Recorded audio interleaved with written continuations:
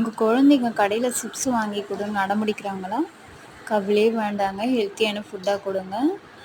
இந்த ஆழ்வள்ளி கிழங்கு வாங்குங்க, ஸ்லேஸாக சின்னதாக மெலிதாக கட் பண்ணி ஒரு கடாயை ஸ்லோ ஃப்ளேமில் வச்சு எண்ணெய் ஊற்றி அது சூடான பிறகு ஒன்று ஒன்றா போடுங்க.